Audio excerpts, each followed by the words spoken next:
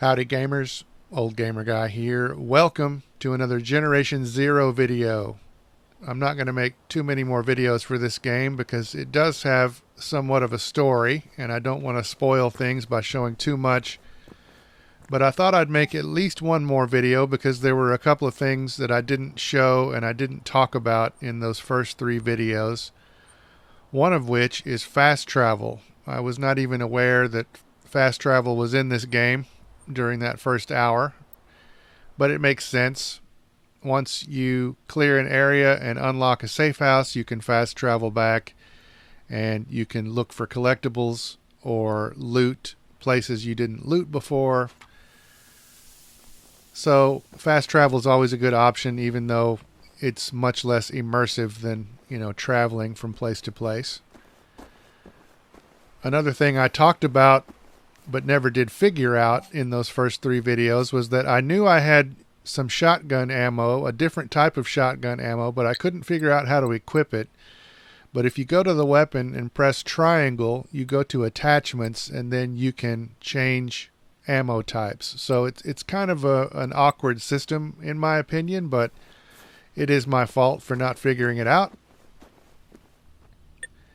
And here we have a look at the skill tree, which I did not show at all during the first three videos. You can see there's a combat section, support, survival, and tech, and there's a bunch of stuff to unlock. I've only gotten 1 point so far, and I bought something under the combat tree. So hopefully when I unlock a few things in the skill tree and I get some better weapons, the combat will feel a little bit less awkward to me. And that would be good because so far I'm finding that it is best to just avoid the enemies if possible.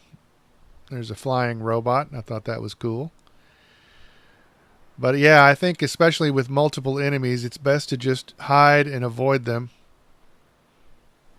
Especially these guys. I don't want to have anything to do with these large walking robots.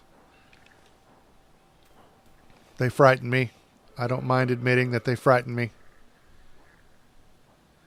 And I'll go ahead and admit that I got a little bit scared right here because I am journeying on my way to Salthamn, which is my next objective.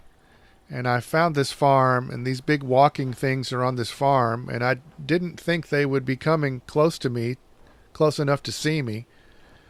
But they just kind of kept walking in a straight line, and suddenly one of them started to perceive that something is over here. He's not interested enough to check it out, but it is scaring me, and because I only have a pistol and a shotgun at this point still. So I'm hiding behind this rock, and there's actually another large walker farther to the west. You can see him in the background there. But yeah, that scared me. Here I am a little farther towards Salthamn, and we have some more of the four-legged robots that are kind of the size of a large dog, I guess. And they've got lights because it is getting dark. So I thought that was cool. And that blinking light is a strange signal. There's some kind of a strange signal that's causing interference right there. I am not even going to try to mess with this just yet. I'm going to continue towards Salthamn, and there it is. There is Salthamn. I'm still a little bit away from the town. I have to cross a bridge to actually get there. But there it is. And I'm finding that these binoculars are kind of key to survival because, like I said, I'm trying to avoid combat as much as I can. And so it's good to use the binoculars and kind of scan the direction that you're moving to make sure it's clear. But you have to cross this bridge, I think, because you can't swim. There may have been a way to walk across down below. I didn't really check closely enough. But I am liking this game more and more as I play. I really like the sound in particular because playing cautiously like this, sometimes you'll hear a noise and you have to stop and listen and think, was that the wind? Was that an animal or a bird? Or was it a killer robot? So here we are in Salthamn.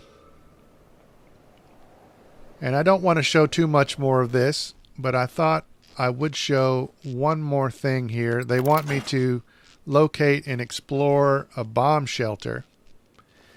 And there it is. I thought this was just kind of a cool section of the game. So I thought I would go ahead and show it. This might be the last of my Generation Zero videos. It might not. It'll be the last one for a while though, I think.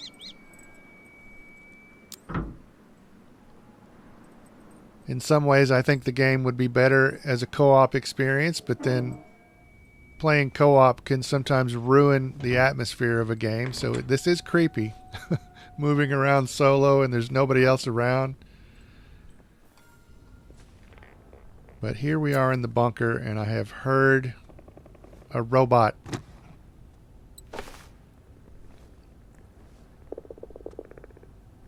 There's a switch on the wall, but this robot is kindly lighting itself up for me.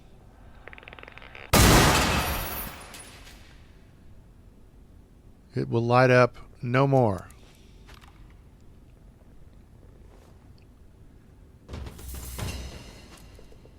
And I thought this was cool. Look how dark it is. A lot of games, in my opinion, don't do darkness properly. Look how dark this is, and it's going to get even darker the farther I go down this hallway. Look how dark that is. Whenever a game does darkness properly, it always reminds me of Skyrim, because I always felt Skyrim was not dark enough at night, and it's not dark enough in the caves and in the dungeons. There are mods that can fix that, and if you want to play with mods, I definitely recommend checking out some of those lighting mods in Skyrim, because they will make it at least more properly dark.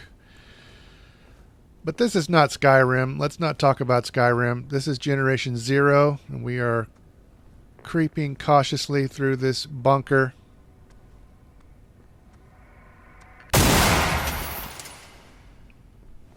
There are still more robots here.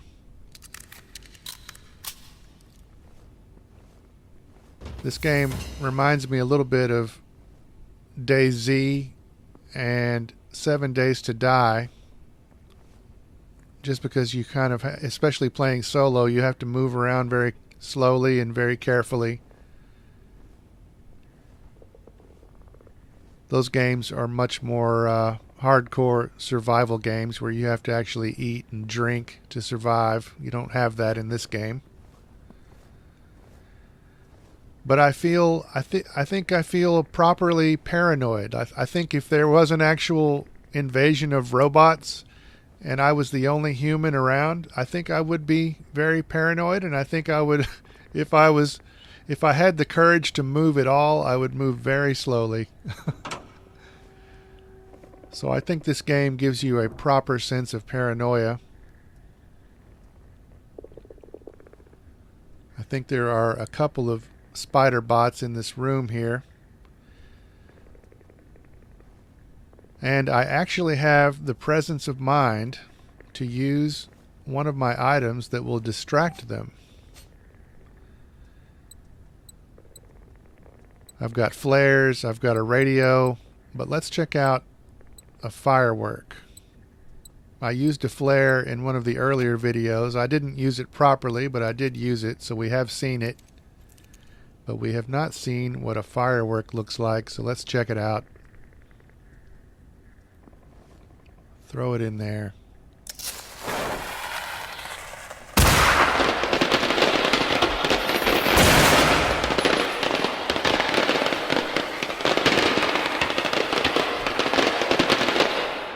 And that worked well. I think even when that spider bot ran out of the door, it wasn't looking at me. It was still distracted by the firework. There was another one behind the door there, and it is now stuck in the door.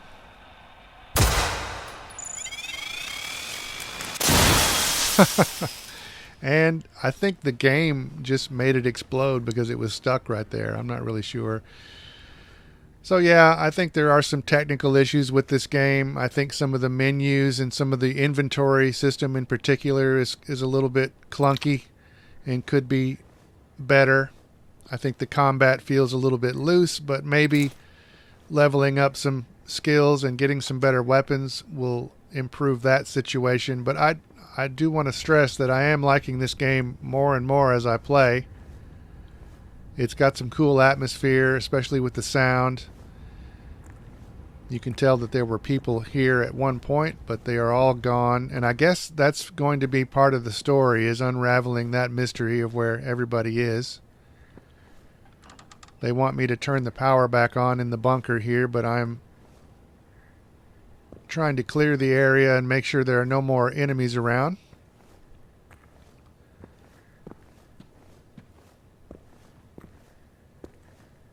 There are things to pick up, items to pick up around here, but I am trying to clear the area because I hear noises and I don't know for sure that there are no more robots.